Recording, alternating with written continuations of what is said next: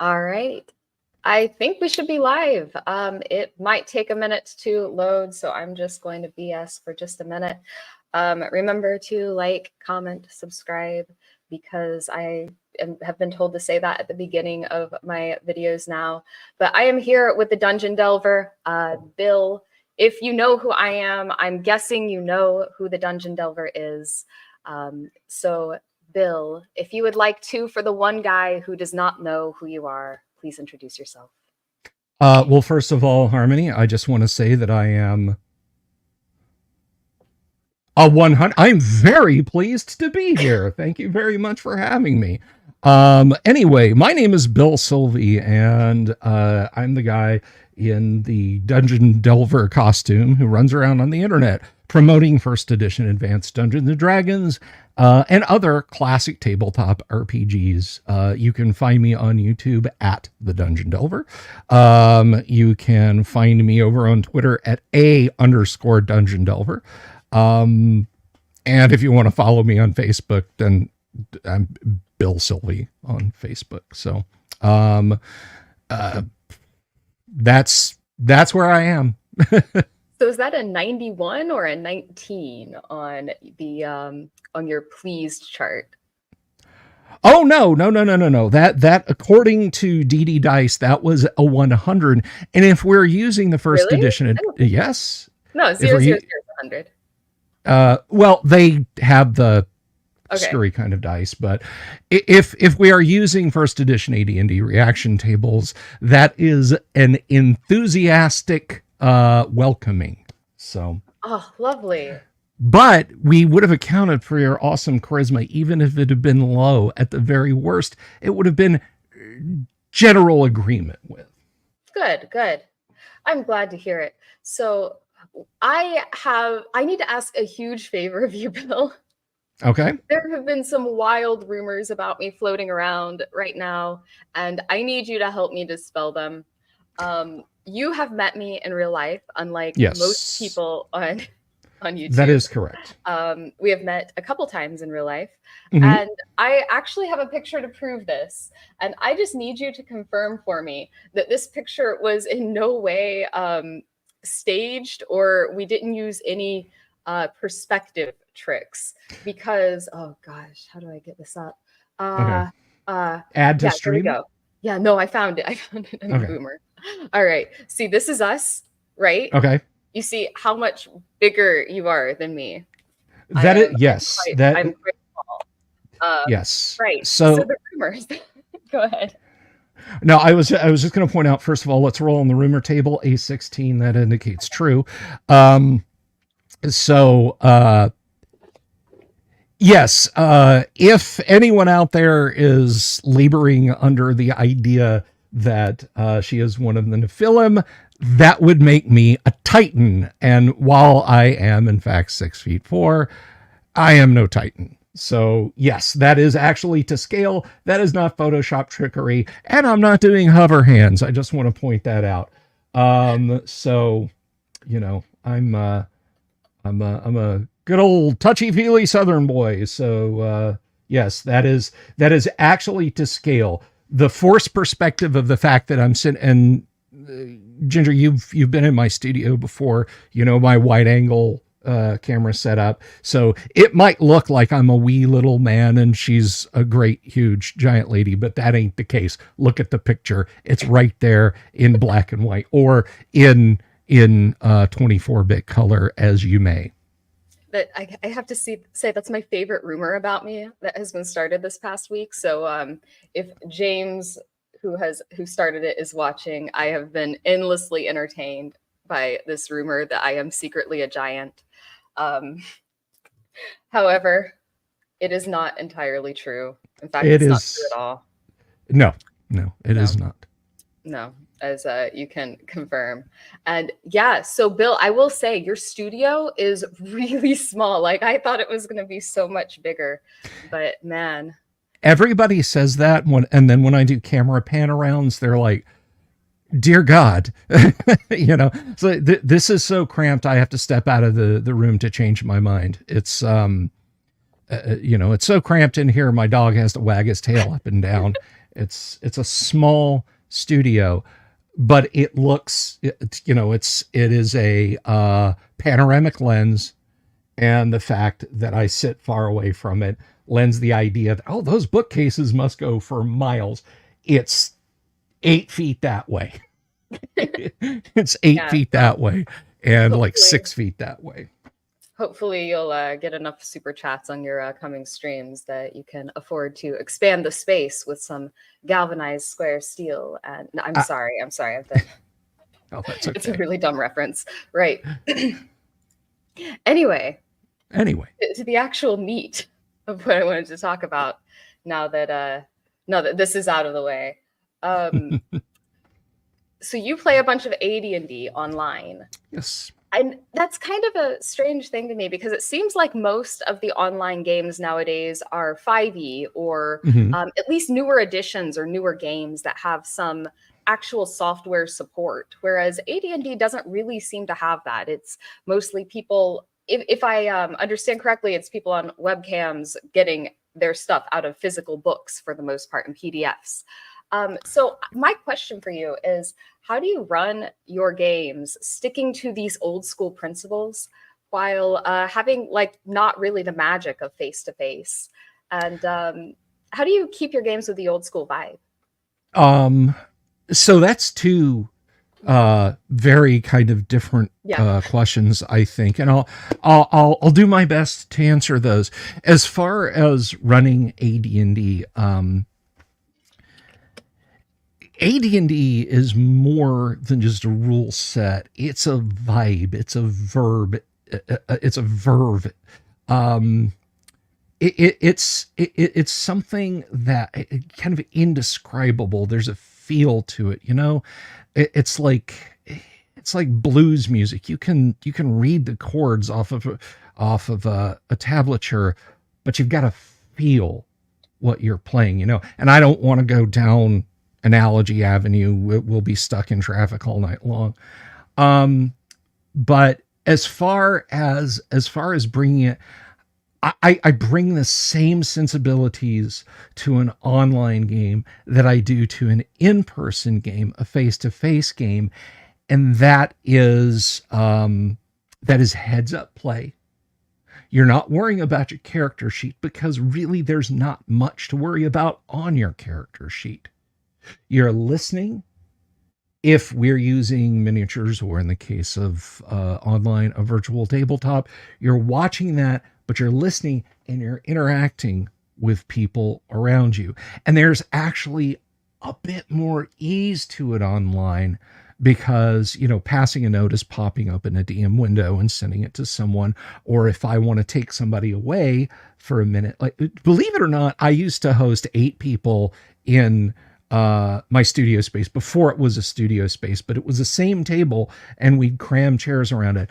And man, when I had, when somebody was teleported away by the evil wizard for a few minutes, oh my gosh, it was like something out of a bad sitcom, trying to get up and move around. And now it's just a case of, I can say, guys, hold on a second. Harmony Ginger, I'm sending you a DM, and, just a bit of quick back and forth. Now I oh my gosh, I have a 12-person Monday night AD&D game I play. I don't stream that one. I would love to be in the same room with those people, but I have people in the Pacific Northwest. I have people in Georgia, people in the Midwest, folks up in the Northeast. We're scattered hither and yon. But it really comes down to adhering to the same principles that have guided me since really the 1980s. This it neither impedes or improves the experience. Would I like to lean over the table at the end of the night and hug my friends around the neck and have a slice of pizza and say, hey, if you're going in the kitchen, could you get me a beer? Absolutely, unquestionably. And then I can't do that. It does kind of leave a little bit of an ache, but I can enjoy those things. The other aspects of it with them, the internet's no impedance. It's really not. And I like to tell this story of how Tim Kask got his job at TSR. He called TSR, which at that point was Gary's house, from Minneapolis. And this is in the days of, 10 cents a minute long distance, right? And he talked to Gary for probably 13 hours. They started out with a simple question about rules clarification. By the end of the night, he was playing Dungeons and Dragons with Gary over the phone. Tim is the 4th or 5th employee at TSR. So the 4th or 5th employee at TSR telegamed with Gary. And you don't get much more old school than playing original D&D with Gary Gygax. So I don't really view the technology as an impedance. I'm sorry, that was a very long, drawn-out answer. No, it's okay, because that's kind of what I was wondering. I mean, technology seems to not be an impedance for newer versions of role-playing games, because they seem to have like support over some, they have like software support, whereas older versions do not. So it kind of, I wonder sometimes what people get from that. Aside from the obvious, like I can play with somebody in Lithuania if I want. I do have a player in Lithuania. She's wonderful. But so what do you have to say to this objectively correct opinion that Quick TV gave us? In-person D&D is better than online D&D. Sorry, not sorry, he says. I don't disagree with that. I don't disagree with that at all. But if you tell me, if you're not playing D&D in person, you're not playing D&D at all, or you're not doing D&D right, then the hell with that opinion. Which I know that's not what he's saying. Yeah. Don't get me wrong. Oh, but yeah, if you say, you've got to play in person, or you're not playing first edition Advanced Dungeons and Dragons as it was meant to be, I'm just going to be like, rip. There you go. Here's my badge. Yeah, that's completely fair. I got you on that. And I actually have played AD&D with you, and you were quite a good DM. I do feel like I should have been eaten by toads. It's all right. That's neither. No, that's okay. That's okay. You know what? I rolled a die.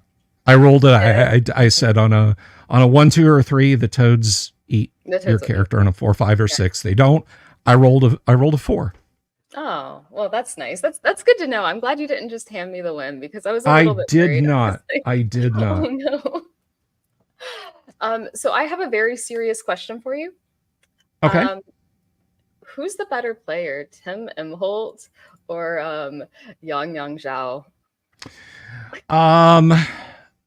Gosh, that's a tall order, because Yang plays Gamma World. Yang hasn't played AD&D. I didn't know that. I thought they were in the same game. No. Tim plays AD&D. So it's slightly different play styles for different games. I see. All right. So we're avoiding. I would have to have them both at a D&D table together, or both at a Gamma World table together, to really gauge that. But I don't know this to be an all the time thing, but I think Friday is Tim's wine club night. So I might not be able to get him at Gamma World. Yeah. So I know you run Gamma World, and I've never read or played Gamma World. Should I? Yes. I would recommend either first edition Gamma World, but with the Game Master screen and Legion of Gold, and possibly Famine and Fargo, and a few Dragon Magazine articles, or second edition Gamma World. It's one I've kind of been looking at lately, and I know you run like quite a bit of it. Yeah. And I think I'm trying to. You are the host, but I did see Kabuki make a comment. Gamma World is fun, but oddly incomplete. And she's right. It is oddly incomplete. And this is, of course, we lost the great Jim Ward this past winter, and I had talked to Jim. I had 4 fantastic multi-hour interviews with Jim. They're over on my channel, but I really wish I had dug more into Gamma World and then gotten a chance to talk to Jim about it, because there are spots in Gamma World that, like there's a reference in Gamma World to saving throws. Gamma World doesn't have a saving throw mechanic. Oh. There's like not a table of it. There's not a formula. There's nothing, but it references, and you make a saving throw. And so it kind of leaves the game master going, where? So what I would recommend, if you want to get into classic Gamma World, first edition with all the stuff I just mentioned, and I can hitch up later with all the odds and ends you'd want to get together, or second edition, which folded those in and did clarify a lot of stuff. Now, later versions of Gamma World, I think they got up to like 7th using the 4E system, got more and more, I might make some enemies with this, but furry and no muss. I see. So it almost seems like first edition Gamma World had some required reading in it there before. It did. Okay. It did. Okay, And so it states, it states in Gamma World that it's designed to be compatible with AD&D, and it very much is. In fact, I'm sure you recall the section in the Dungeon Master's Guide, Mutants and Magic, where there's a rules subset in AD&D for mixing and matching AD&D first edition and Gamma World first edition. It's right next to the 6 Guns and Sorcery, which is for mixing and matching Boot Hill and first edition AT&T. So okay, so I kind of want to pivot and go back to something else you said here, because you said this before, and every time you say it, it blows my mind. All right, so I have run online games before with 6 people. That's my limit. That's my hard limit. My preferred is like 3 to 4 to maybe 5, but like 4 is like my golden zone, right? But you said, how many did you say 12? Yes, Monday night is 12 people. Online, on Discord, on the same Discord call. Yeah. How? What is that like? Are people like shouting over each other? Like, does everyone get a talk? There's a little bit of crosstalk, but as the game has evolved, understand this campaign is 10 years running. This is very much like, again, I apologize. I will try and stay away from ridiculous analogies, but consider a multi-piece orchestra or a, the band Chicago, Chicago's like 8, 9, 10 musicians, right? Everyone knows their time to come in. There's not a lot of crosstalk. And if Alan is saying, I'm going to draw my sword and walk over there and strike that person down, and he's relating why his character wants to do that, and someone might be trying to stop him, they might DM me or just type it in text rather than trying to shout over Alan. There is crosstalk. It does happen from time to time. But generally speaking, it's happy crosstalk and not arguments, because again, we're a long time group. I won't be so presumptive as to say everybody in there are best buddies with each other, but we all get along. So it's literally just a matter of respecting who has the talking stick, as it were, at that moment. Yeah, I've heard people say before that like 8 players at a physical table is like a dead table, and I'm like, how do you, I can't imagine. I love running for smaller groups, but like 12 on Discord, because whenever you're on Discord, it almost feels like there's less crosstalk allowed, it seems, because when you're at a physical table, people can have multiple conversations at once. Yes. But on Discord, it's like if 2 people are talking at the same time, no one understands anything. It's all dead air. It's gone. Right. And every now and again, I'll say, oh, hey, Aurora, there was some crosstalk there. Could you repeat that for a second? Then I'll come down and say, okay, whoever, could you repeat what you were saying? Cause there was some crosstalk. So, we just, we just try to stay organized and remembered that if we all try and talk at the same time, nobody's really going to hear anything. Okay. And wait, when you say that's like all in the same group, do you mean that's in two groups in the same world, or that's like all one group that meets together on Discord? I just want to clarify to make sure we're on the same page. One group. Okay. All right. I've had as many as 15, but I think I sitting down at a table, virtual or real, with a dozen or more people, that's not everybody's vibe. That's not everybody's jam. And I completely understand and sympathize. I'm not going to like grab you and say, no, you signed up for this. You sit down. I'm all about helping people get and stay in their comfort zones. So it's been as high as 15, but those folks, they were out in a couple of weeks and they said why, and I didn't take any umbrage at it, Okay. I mean, I'm just going to assume that you have unlocked some secrets here that I never have to large table sizes, because that's wild to me. Do they have downtime? Do you have to manage that much downtime for that many people? You mean downtime at the table? No, I mean downtime between sessions. Like sometimes. So I don't know how you do timekeeping, and we'll get to that because I'm actually very curious about that. Okay. Okay. Sometimes players will come to me, like I have a player, she's very into domain building, right? She has amassed enough of a fortune and a loyal enough group of men-at-arms that she actually wants to build a small town in the city of Greyhawk. So I've been having so much fun with the construction rules and that sort of thing in the Dungeon Master's Guide, figuring out, because we've, she is set on an actual medieval town map. I found a few and shit, and she's like, that one, that's what I want my character. So there's that. There have been on more than one occasions, there have been characters playing clerics who've had matters of faith that are dealt with in the in-between.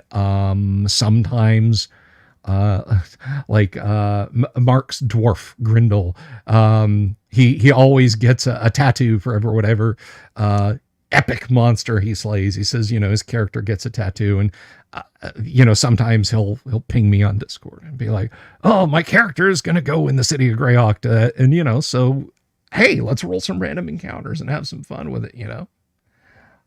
So that's just kind of how I go with it. Okay. So you do adjudicate some downtime for this. And I'm Sometimes. just curious, actually. So I'm going to talk about myself for just a second. I think a lot of people who are here know this about me, but I've been experimenting a lot lately with what is called one-to-one time, like one game day passes for each real life day when the session is not currently in play.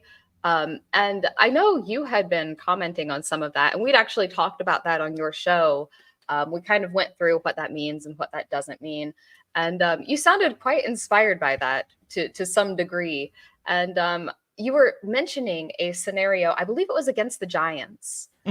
Yes, we are currently playing G1. How you ran, not necessarily one-to-one time, but you at least, you gave your players a good bit of downtime. And you were talking about how the Giants were using that downtime. Is this still a thing you're experimenting with? Are you messing with timekeeping like this still? Where are you on that? Because the last update I got on that was a long time ago. So very much so. So. Talk me through Harmony that. and I. So my initial misunderstanding of one-to-one time, we don't have to rehash that. It was what it was. But now that I've gotten clarification on it, I have, in a lot of ways, very much started to blend that into my game. So for those of you who've never played the Against the Giants series, one of the conveniences, if you will, that Gary has at the start of each module is that the players may find someplace close to the giants to base themselves. And as long as they're careful, as long as they're, don't like flee out of a room with giants chasing behind them and run straight back to their cave and show the giants where they were, they can stay there and be relatively safe. And for those of you who may not be familiar with AD&D, if your character is reduced to less than 0 hit points, you're in a coma. You're in a coma for up to 6 turns, which is an hour. But then, even when you're out of the coma, you took such a nasty blow. I mean, imagine being in a car accident, wiping out on a motorcycle, whatever. You don't hop back up and jump right back into it, right? I mean, how many times have we watched a football game and a player will go down, then hop up and be kind of shaking his hand or maybe, twinging his foot, and he goes for a couple of plays, he gets hit again, and he's down. And then there's that awful 10 minutes and they bring the card out and they carry him away. So in AD&D, you're down for a week, and depending on when that occurs, that may be the week between Monday to Monday, rather than me saying, well, okay, I guess you guys go back to the cave and a week passes and you come back and those giants are still standing right there, dripping from the wounds that you did to them, and we'll just pick it back up. That the in between, that character maybe not able to leave the dungeon, but when you're talking about a body of 14 characters, because there are some NPCs in there too, they're kind of in the back. They're in the body of the large group of players, and everyone else making sure they don't take that additional conk on the head until they can get back. The party falls back to their durance, and then then that week passes. And I'll email a game summary. I'll ping people when I see them on Discord. I'll send text messages, and we'll see what they're doing in the in-between. So in that respect, it's very, very, very convenient, actually, if I may say so.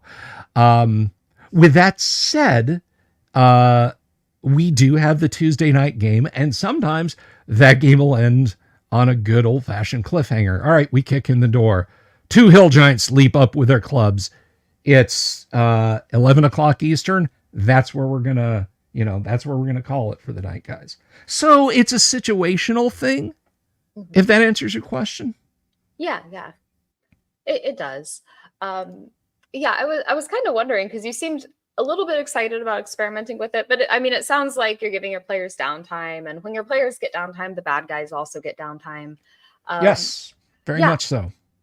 I will say the thing I have enjoyed about 1-to-1, unfortunately, only really transpires if 1-to-1 is followed strictly, which is if players miss several sessions in a row, then they know exactly how much time has passed in world and how much downtime they have to work with, and they can kind of drop in and drop out at will. And it also, and that requires strict 1-to-1. However, what you're doing, it gives you still the advantage of a fog of war amongst the players, where each player is given like some information, some extra stuff that they're doing. Mm-hmm. And I think that leads to the real interesting player dynamics with each other, way more than the actual game itself. Like if players as a group have the same information going into whatever dungeon crawl you're in, then that's one thing. But when players have all different information, like if the thief has been committing crimes, if the wizard has been studying, if the bard has been, I guess you don't have bards, but I have. You have bards. You have bards. Okay, for some reason I was thinking they weren't in AD&D. But if some people are carousing or speaking to whatever, doing investigations, then they're all going to come in with different information. And I really, really like that. It gives such an interesting dynamic and a reason for the players to interact with each other and not the DM. And I think you are still getting that advantage just from allowing your players to have so much downtime. Yeah, if that makes sense. And also, go ahead.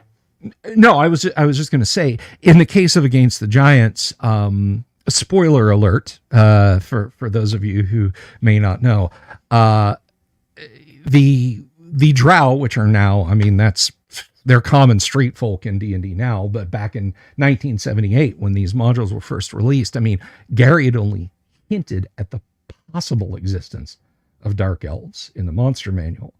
The drow are the ones pulling the strings in the GDQ modules.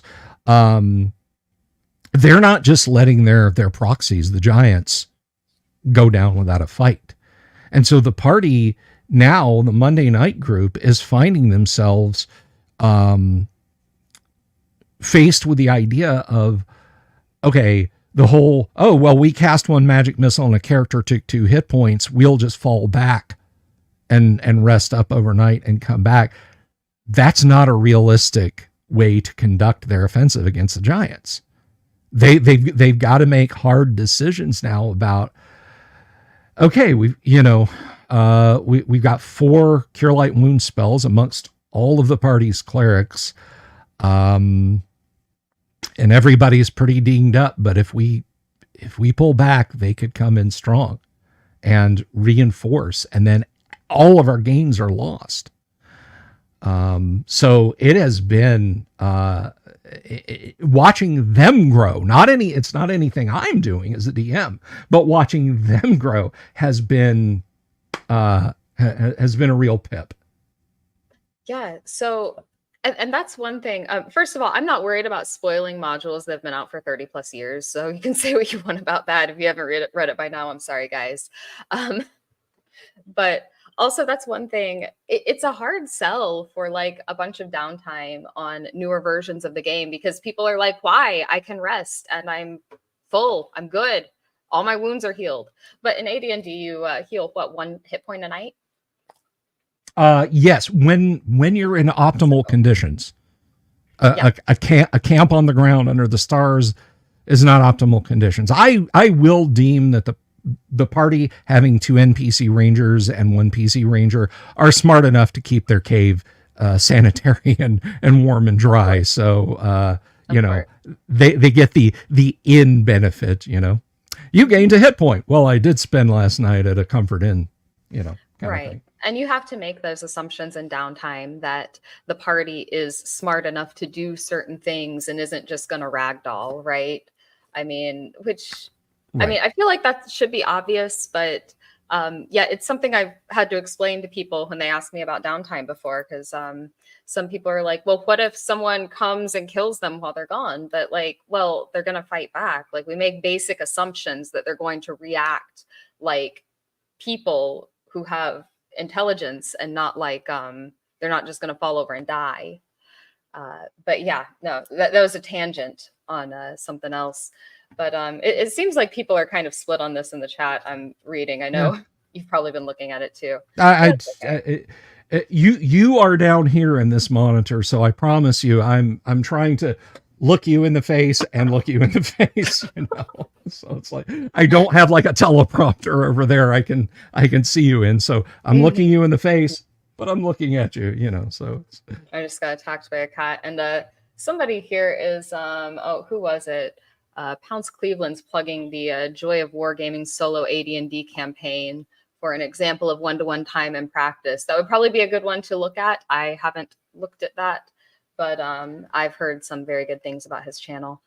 I'll have to. I am probably subscribed. I am subscribed to so much stuff on YouTube. I got to tell you. But anyway, I mean, so that's how I do one-to-one time, and I largely have you to thank for gently bullying me into giving that a try, because I enjoy it. I try not to bully anyone. Like what I'm doing is I saw something that I thought was very interesting that I didn't see that many people trying online, and so I wanted to give it a try, and I just kind of put out what was happening in my game. And I think the biggest boon was the amount of fog of war it added, and the amount of intrigue between players, where players don't know what other players are up to during their downtime, which you can have some of that without one-to-one. That's not, I think it was Grumpy Gen X here just pointed out it doesn't require one-to-one to do downtime. And yeah, I agree with that. The advantage of one-to-one is that players can miss sessions and know exactly how much time has transpired since they were there. And it allows them to plan based on that without asking the DM. And it kind of makes, like, I use a real life calendar for my games. So it is currently June 29th in my games. June 29th. That is the date. So it allows players to like plan based on that. That's that. And man, that people are asking, okay, so you guys asking one-to-one questions in the chat. I have answered those in some previous videos, and I've answered those on my Twitter, and I would love to answer them now. However, this isn't Bill's area of expertise. It's not really mine either. I think there are people that do it better than me. Actually, Dunder Moose is really good on it. He has videos on one-to-one, I believe. Actually, you know what? I will drop the best video on one-to-one time that exists. Is by Gelatinous Rube. Actually, yeah, if you guys just Google that, one-to-one time by Gelatinous Rube, then you will get a really good explanation of it. I just don't want to use the time I have with Bill because he's my guest here, and that would just be awful if I did that. So that's your show. Yeah, but I mean, I'm not going to sit here and answer questions from the chat about my games when I have you on, because I don't always have you on. But yeah, if you guys look up the one-to-one video by Gelatinous Rube, he will answer all your questions about it, including what happens if you end in a dungeon and all sorts of others. That is the definitive one-to-one time video. So I will go ahead and plug that. And yeah, as he is good people. He's a good guy. I like him. Anyway, I was mostly curious about your experience with it. And it sounds like you are giving your players downtime and allowing them to have sort of the hidden information and the fog of war. Now, something I've heard online about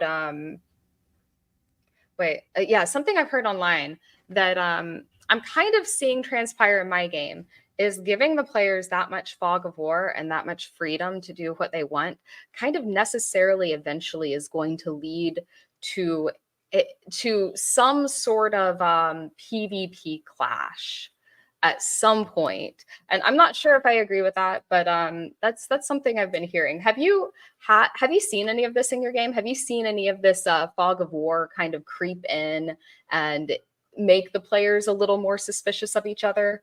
No. Or no, that has well, okay. The one time we had a clash at the table was, I mean, explaining the whys would be a rabbit hole. I think everybody would get on with it.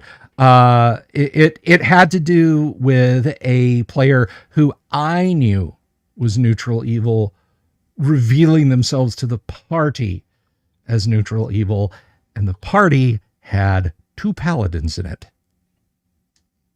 Oh. So that was the only PvP moment at that point. Now, I think all the players were absolutely aware of it, but it did not end well for the neutral evil magic user, let's say. But that had nothing to do with one-to-one time. Okay. And can I ask, what is your opinion on inter-party PvP? Because I have somebody in the chat saying it ends up destroying campaigns. I would contend that it depends on the players you have in the campaign entirely. But what is your opinion on that? Do you encourage things like that, or do you just completely ban it? It's been a fabric of the game since day one. Do you know why there's a cleric in Dungeons and Dragons? You've told me this story before, but for the audience. Okay. There's a cleric in Dungeons and Dragons because a player's character got bit by a vampire and turned into a vampire, but he didn't want to abandon his fellows, so Sir Fang was born. However, the early write-ups for vampires being, whatever was in Dave or Gary's head at that time, meant that things like hypnosis and charm person and so on. It's like, I found this magical sword. You will give it to me. All right. He tries, So finally, the players got together and went and they had watched Witchfinder General, the classic horror, movie. I think it's a Hammer horror, and said, "All right, we've had enough of this garbage. I want to play a character like that," and thus the creation of the cleric. So, I'm gonna pickpocket this player. I'm gonna wait till I'm gonna wait till Rob is asleep, and then I'm gonna steal the gold from his purse, that sort of thing. I think it's been part of the game from the get-go. As far as handling it at the table and interpersonal conflicts arising because of it, I feel that comes down to individual people and individual groups. When I'm painting, cleaning up around my office, doing laundry, what have you, sometimes I'll put on those silly D&D horror story YouTube channels and listen to them. And it seems like always there's a story with, our DM had said that there would be no PvP, but... So I think it just comes down to the people. I think if someone's being disruptive about it, and there are people who are like, hey, this is like the 5th character of mine that you've stolen magic items from and then assassinated him. It's not funny anymore. It's kind of becoming pathologic. I think there's a point at which the DM should step in and say, look, if there's some actual hurt feelings here, then let's not do that. And now that you know that I've said that, if you do it, then you're clearly just trying to hurt this person's feelings, and I'm going to ask you to leave the table. Yeah. Okay. I can vibe with that. I used to, so my opinion on PvP in these games has kind of done a 180 in the past like 2 years, I'm going to say, because I used to say, guys, just I don't want to deal with it.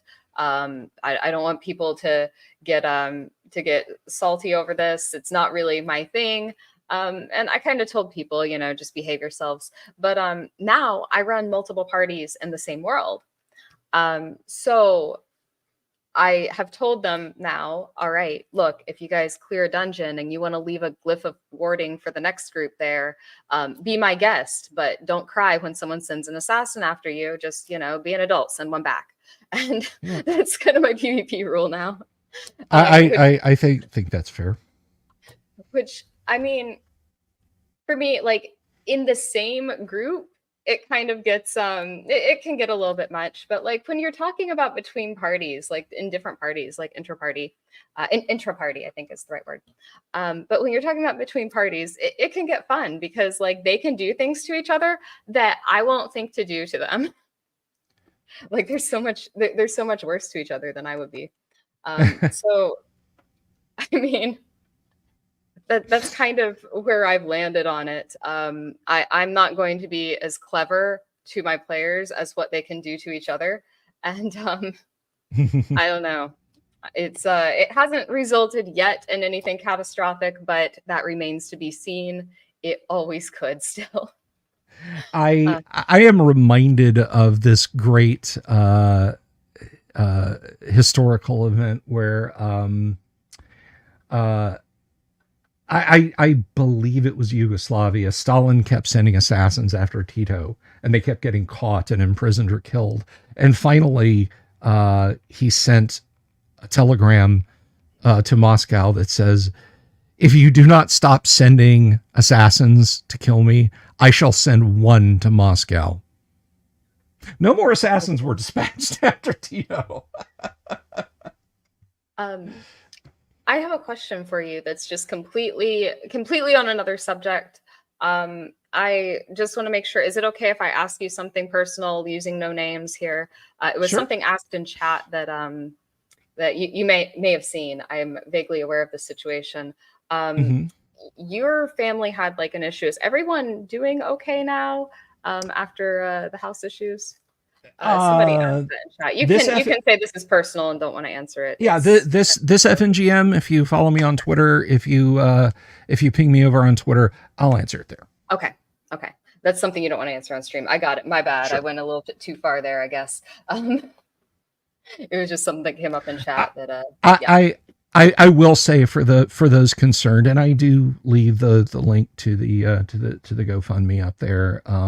But for those concerned, they have gotten back on their feet in a lot of ways. So, but that's good.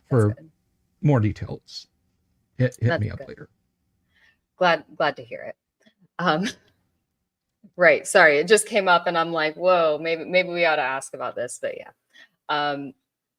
But anyway, back to PvP, my favorite subject, or party versus party. There was a new what did I? No, that was something else. Never mind. But yeah, party versus party PvP is kind of becoming my favorite thing because the group like never knows who it was that sent something after them, like why certain things are happening in a certain way. And it's made my game so much more evil, and it will only get worse. I know this. But I haven't gone that deep in any of my campaigns. So. Yeah. Have you considered like splitting your group of 12 up, or is that never going to happen? No, I don't want to do that. Although it's funny you should mention that because it kind of did. It actually has kind of happened this past week. So I had a player, he's on his honeymoon right now, actually, wasn't going to be there. And then it just so happened on the same night, I had 4 other people that weren't going to be there.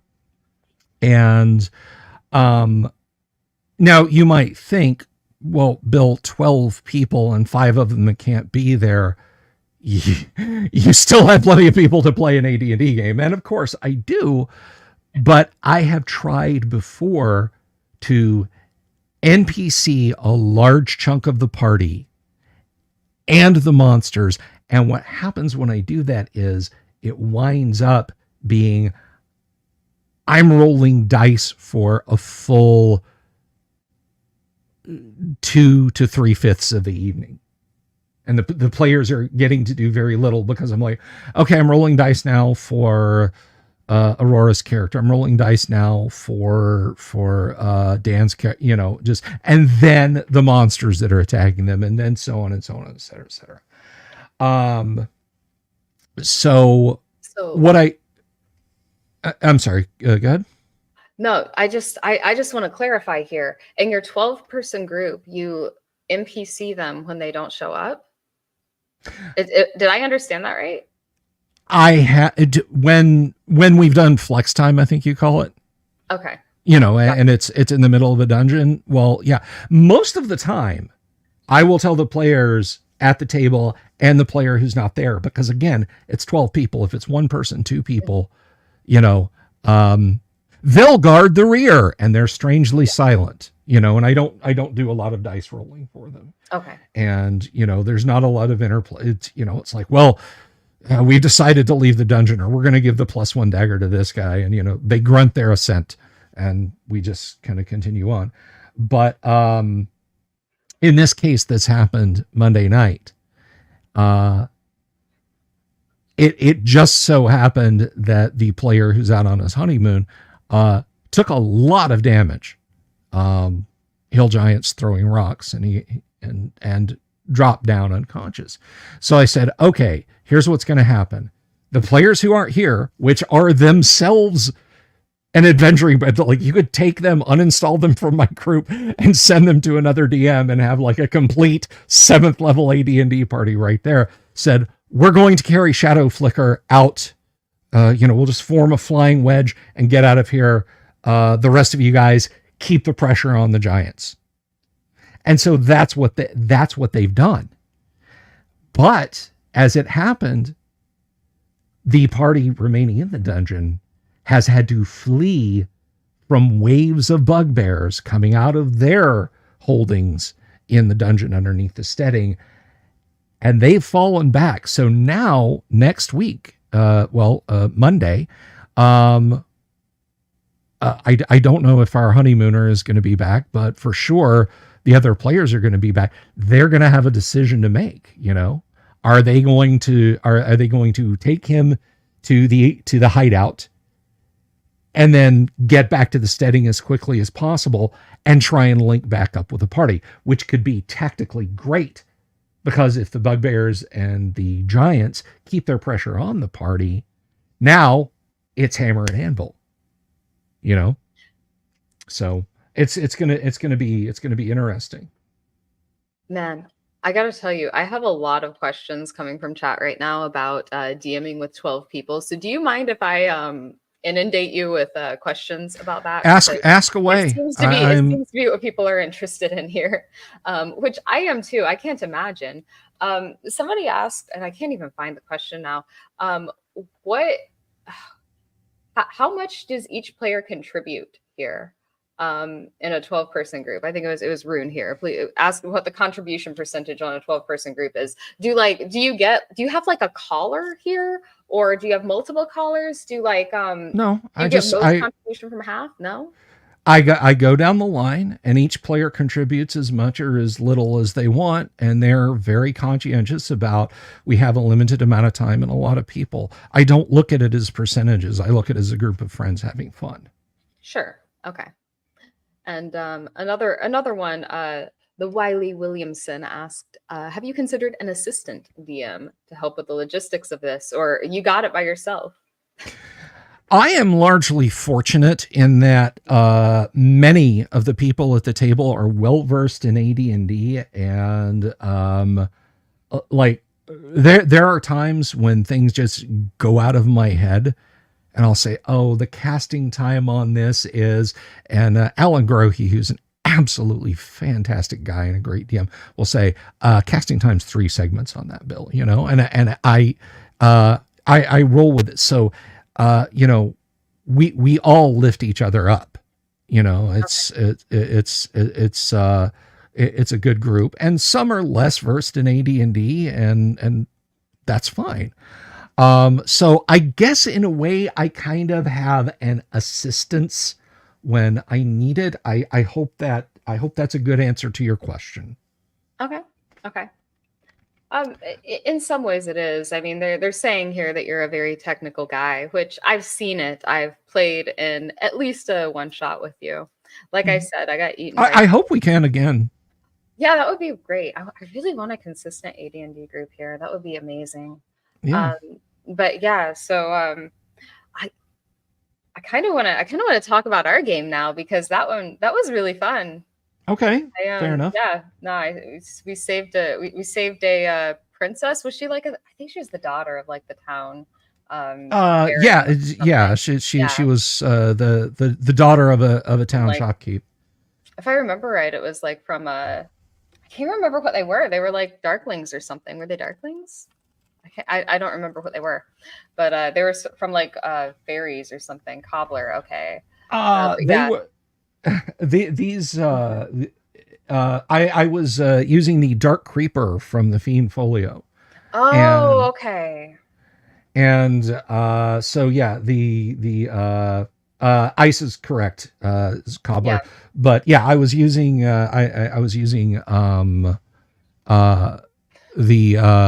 Dark Creeper, which Dark Creepers are basically, they have a few levels of thief abilities, and they have a penchant for rare gems and magic items. And they had a hideout, an establishment in the hills near this town. And the Dark Creepers leader, the Dark Stalker, read into that what you will for the nature of the adventure.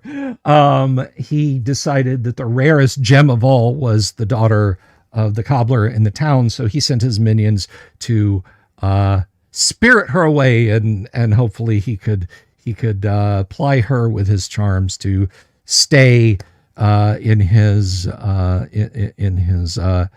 underground fairy world and so on. And so your party arrived in the town when they were wondering where the daughter had gone exactly, and you set out your investigation from there, pausing for a moment to converse with the devil tree, and then move on. Yeah, there were two really memorable things about this for me. The first one is Bill had, okay, this is actually a pretty good story. Bill had an NPC say, "Enough with this devil tree," and I'm like, a devil tree? Where's the devil tree? Because like I thought it was a physical tree. And it was going past me. She's like, "I'm going to approach the devil tree," and I'm like, "Well, it happened over there." It just... No, it was funny because this was the first time you met me, and you thought I was joking with you. You thought I was like trying to pull one over, but really I was just dumb. it was a moment. Devil tree? And I it was pretty good. And then the second, like you ended up like posting art of it later, but the second really good part of it to me was the fact that we saved the cobbler's daughter. We brought her back, but she didn't want to go back. She wanted to go back to she was in love with Jareth or whatever. Jared was his name. Jared. Jared, yeah, Jareth or something. So we were like, well, you kept going on about we're rescuing you from David Bowie. Stop struggling. I probably did that. But we rescued her and she just wanted to go back. So we're like, okay, I guess we'll take you back. And we took her back and immediately fell and got eaten by toads. Some people got eaten by toads. Again, I diced on it. They had a full meal. So, but hey, there may be more to that adventure someday. But I have to go back to the devil tree, not to make fun of you, but I had Christopher Clark on Thursday night as a guest, and Chris was telling me about this project of an adventure that he had been working on with Gary before Gary passed away, and it was finally coming to fruition, and he wanted all these different people to contribute to it. An encounter, a trap, an NPC, a monster. And I said, Chris, have I got one for you? So, Harmony, the devil tree will now be a published creature. The devil tree will be an official, statted, canonized Dungeons and Dragons monster. Wonderful. So, I'm glad I could contribute something to this space. I was like, I gotta go with this one. So there you go. That's all I wanted, was to make a difference. And now it. And now you have. I promise you, none of the meta story is in its creation. Probably there's no lore about it. Okay. Well, I mean, it has lore, but it probably doesn't mention anything other than just good old fashioned AD&D monster manual stats. Oh, okay. I'm like I said, I'm glad I could make a difference in the world and contribute a monster. As long as you and I had fun playing, that's all that matters to me. Yeah, it was great. So we're about out of time. I usually keep this to an hour. Is there anything you wanted to talk about, or anything that you were hoping I'd ask that I didn't? I don't know. I usually get a lot of, how did you start playing D&D, or why do you prefer AD&D over all the others? And we talked about other stuff. So as far as I'm concerned, we covered as much as you wanted to cover. There were two questions. Can I that I saw come by in the chat, and I copy and pasted them. Real quick, Funkmaster Rick back at 7:30 said this. I know a lot of GMs who don't like tracking logistics. I do, so I run Dark Sun. But the real gist of what he said, I think, is so important. It's largely silly to downplay someone else's fun, and it really is. If somebody is like, okay, guys, it's 5:30. See you guys next week, and you're literally about to roll initiative for another round, and the game stops there, and that's what your group is used to and has fun, that's awesome.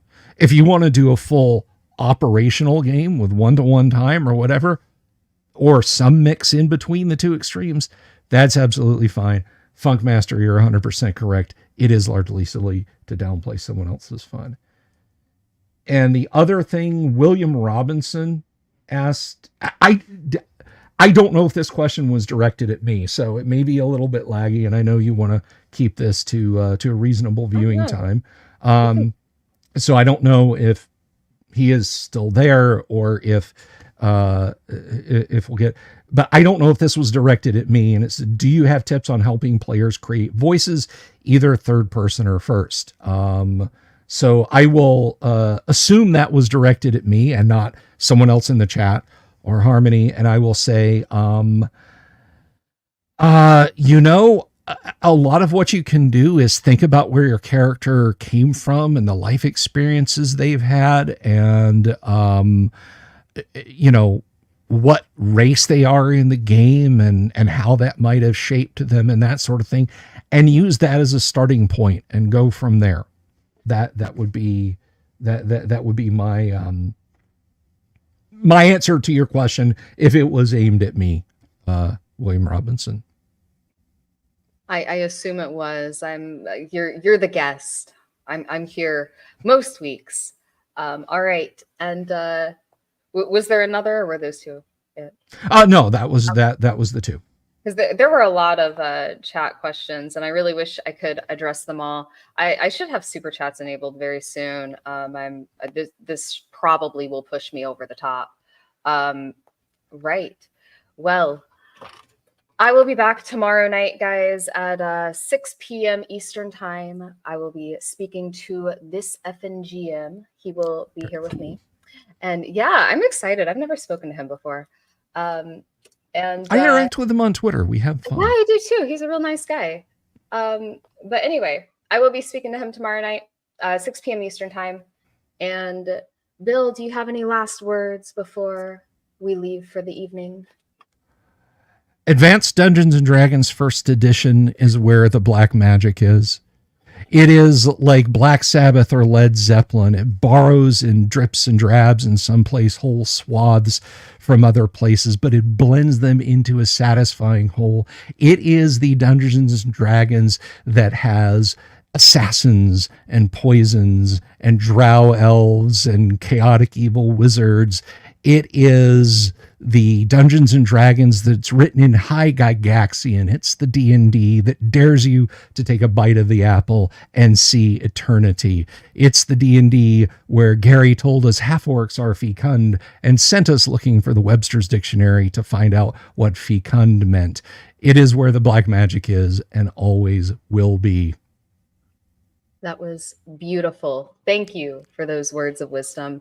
And guys, Dungeon Delver's channel and his Twitter is in the video description. If you're interested, you should definitely follow him. He streams way more than I have, than I am able. It would drive me insane to stream as much as this man. Probably more than I should. But he has all sorts of videos. His channel has kind of blown up. He's done pretty well for himself. But anyway, I encourage you to follow him, and I will be back tomorrow evening yet again. Farewell, friends.